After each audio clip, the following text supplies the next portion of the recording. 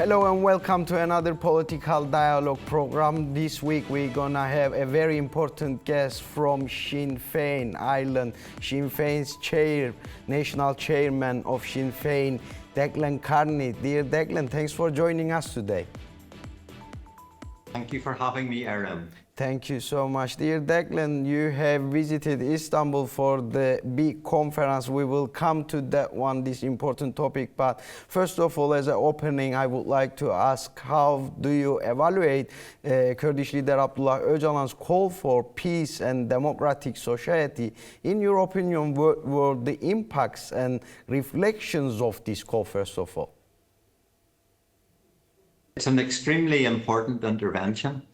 It once more asserts the incredibly important leadership which Abdullah Öcalan has provided in opening up a space which will allow, I hope, the opportunity for peace to grow and for democratic progress to be made between the political representatives of the Kurdish people and also the government of Turkiye. I believe an historic moment has been created, and Abdullah Öcalan's role has been quite decisive in helping to shape this moment. And now it is incumbent on all sides to seize the opportunity and to maximize the potential which presents.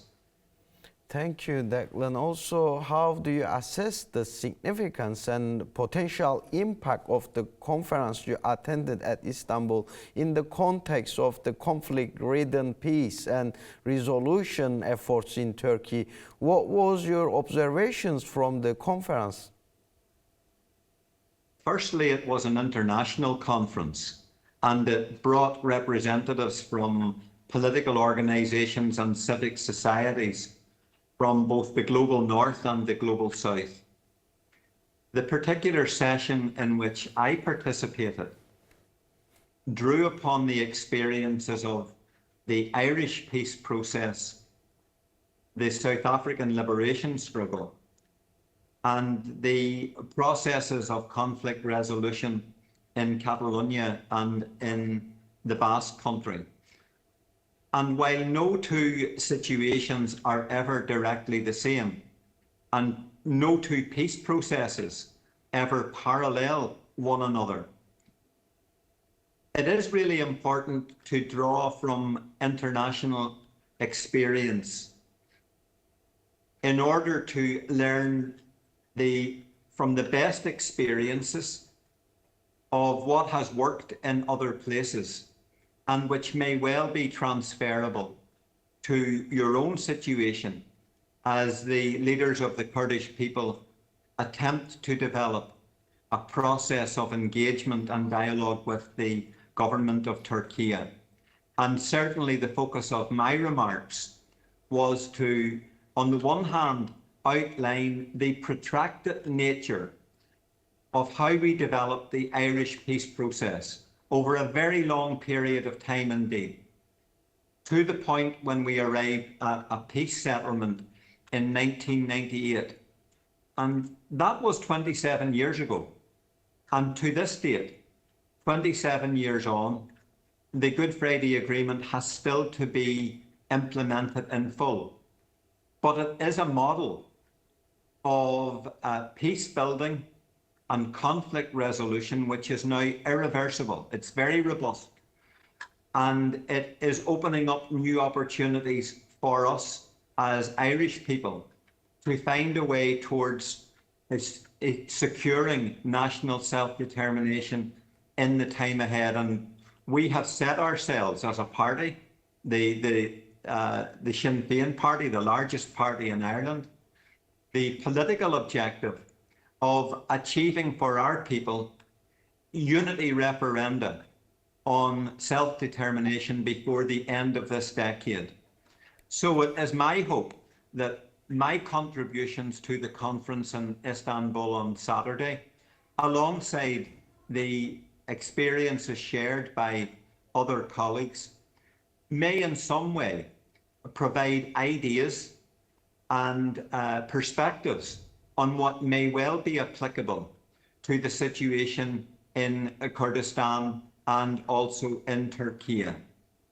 Thank you, Declan. As you mentioned about the island and the struggle of Sinn Féin as well, but very briefly, can you give us a very brief history of island and struggle of Sinn Féin? How did the Sinn Féin movement develop? I know it's a history, it should be a long speech about this, but very shortly, very briefly.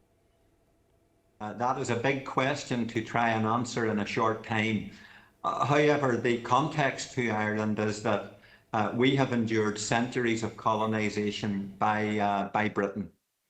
And as a result of the partition of Ireland, which separated the 6 northerly counties from the 26 southerly counties over 100 years ago, there has been permanent and ongoing political instability and recurring conflict in the north of Ireland as citizens and insurgents have fought back against the ongoing British colonial presence. And that led directly to a sustained armed struggle, which continued from 1969 through up until the achievement of our peace settlement in 1998. And the primary insurgent force, the IRA, the Irish Republican Army, then 7 years after the peace settlement, formally declared an end to its armed campaign. So for the last 20 years, there has been very solid and enduring peace here in the north of Ireland. And it's not without challenges and difficulties.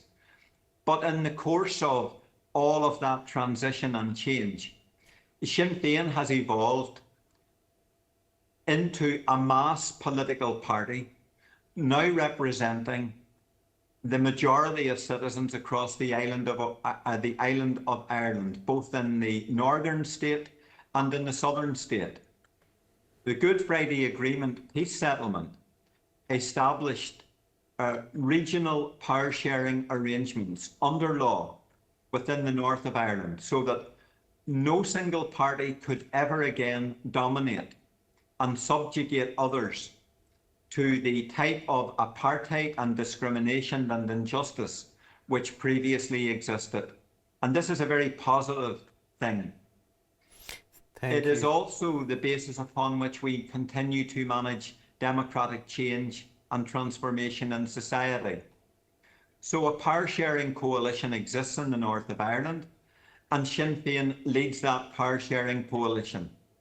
And in the southern Irish state, which has its independence and exists as a sovereign state, the Sinn Féin party leads the parliamentary opposition in Dublin.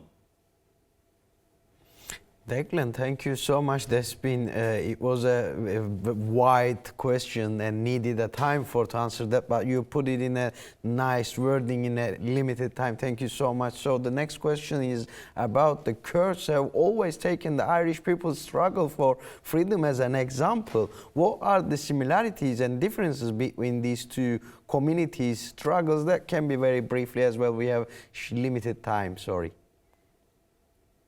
The Kurdish people have been victims of imperialism and colonization.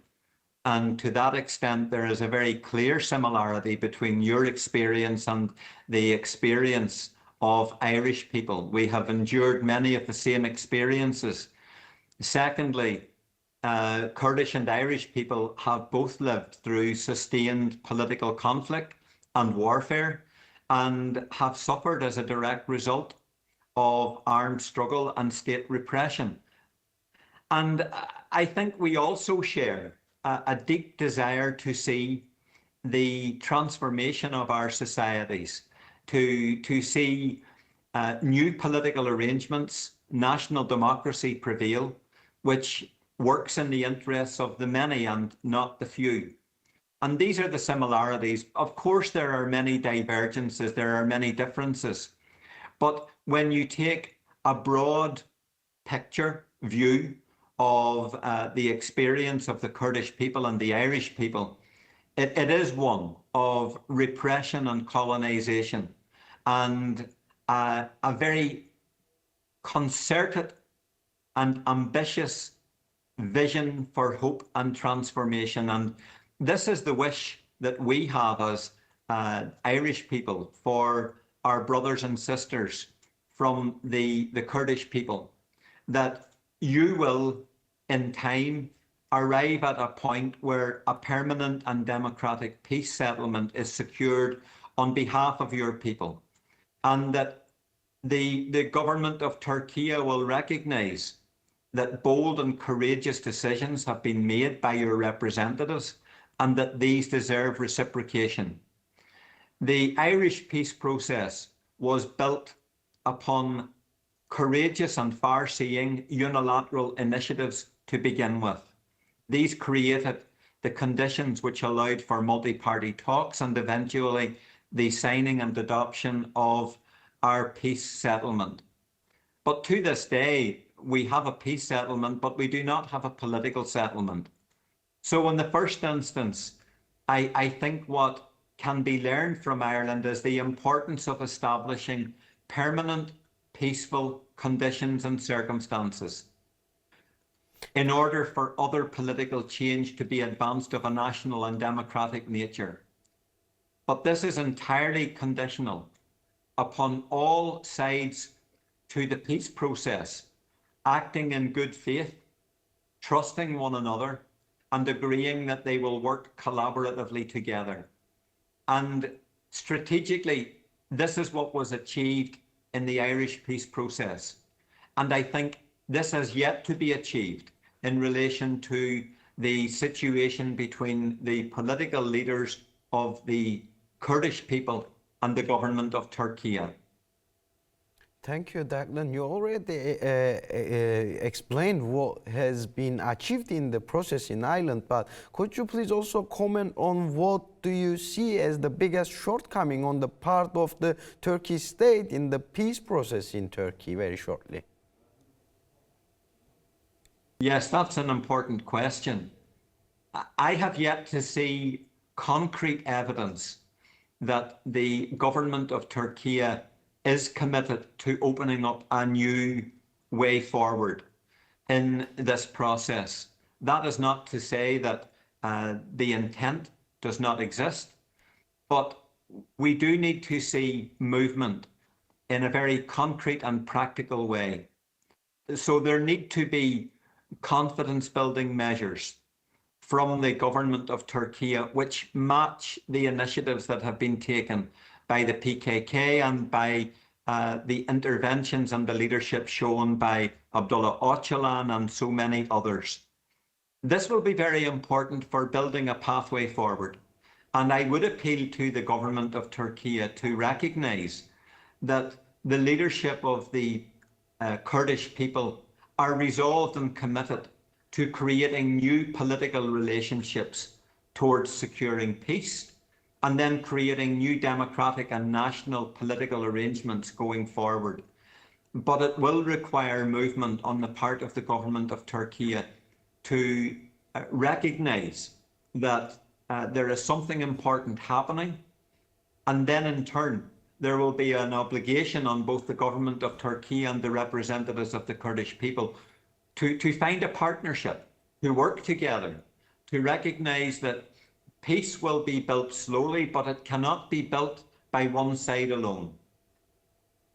Thank you, Declan. We have few minutes left anyway, but our audience, I would like to at least to give them an idea about how do you respond to the British government's dirty war policies or dynamics that fuel the conflict, and how do you determine your methods in the position you are in today?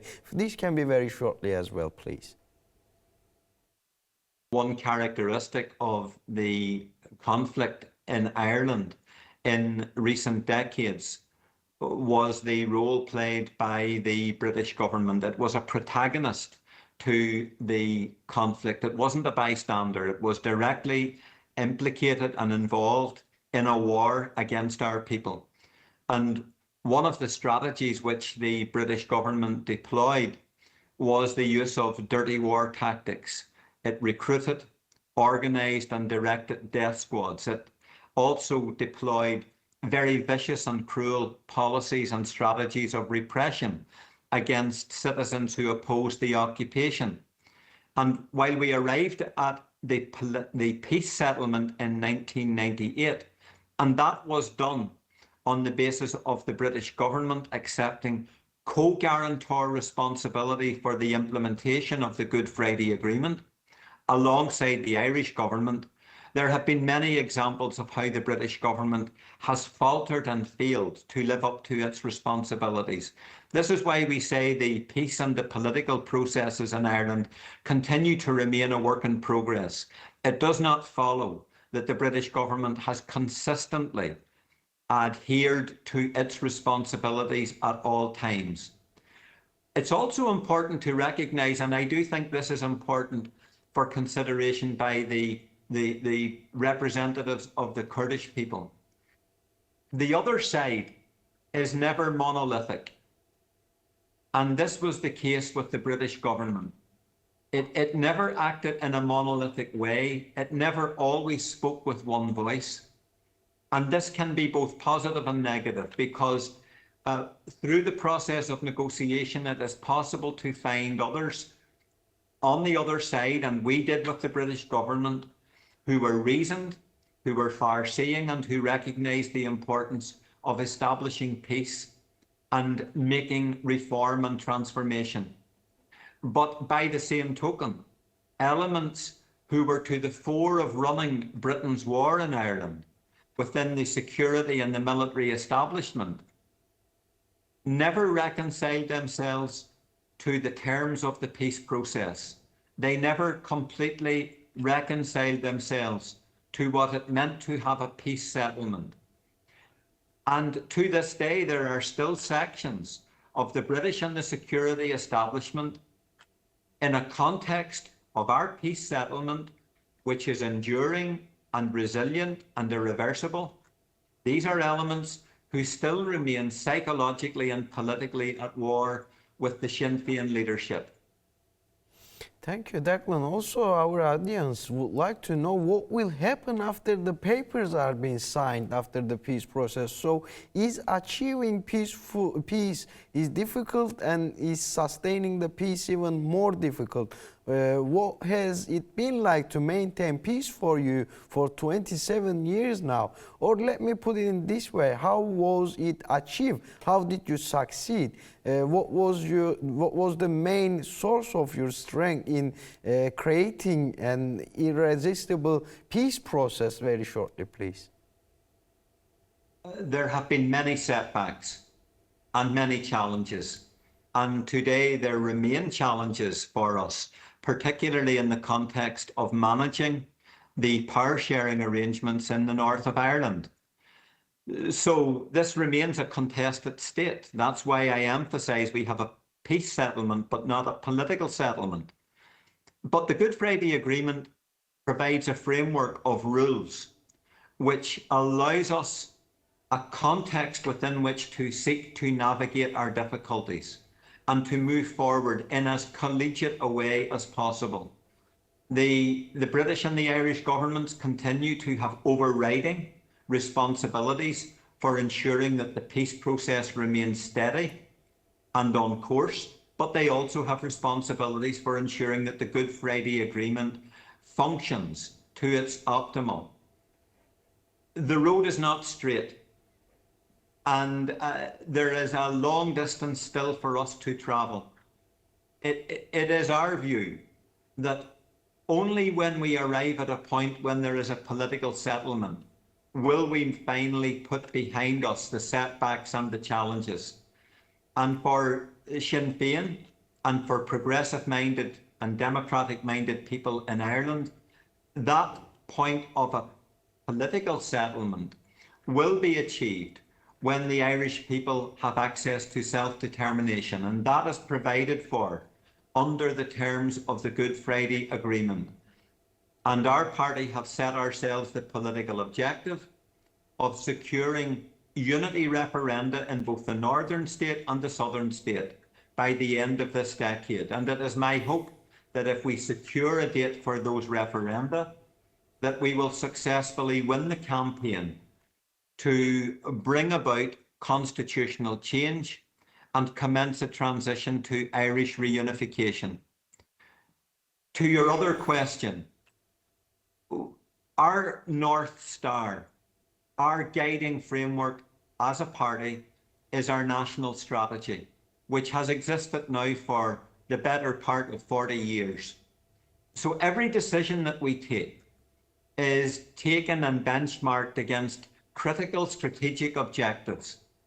And these have been an important resource for us over the years, moving from conflict into peace, and now from peace towards a context where we can finally achieve a political settlement.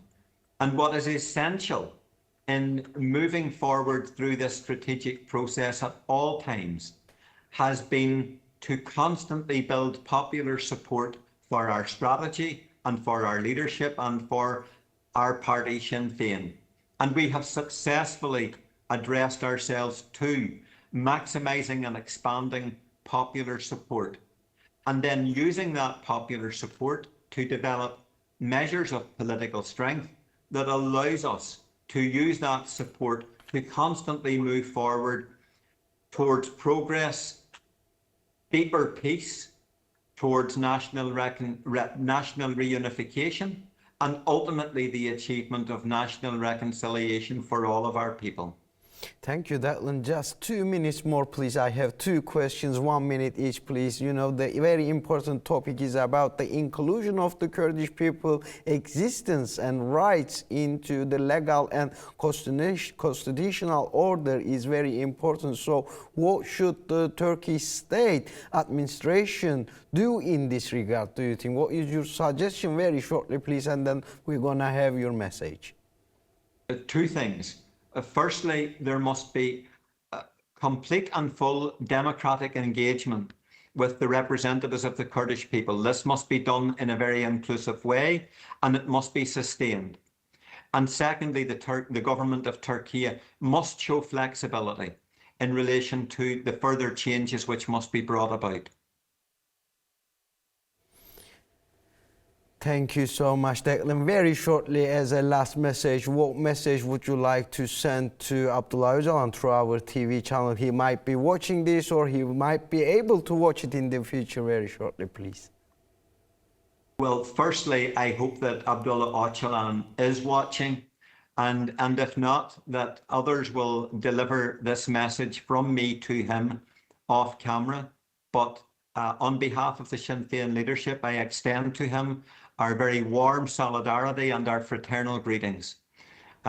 We are immensely impressed with the leadership that he has shown, and I would urge him, even though he remains confined and incarcerated on Imrali Island prison, I would urge him to continue to show the quality and exemplary leadership that he has shown to date. Because with this leadership, I am very confident there is a brighter, more hopeful future for the people of Kurdistan, all of the Kurdish people, and in conjunction and partnership with the people of Turkiye.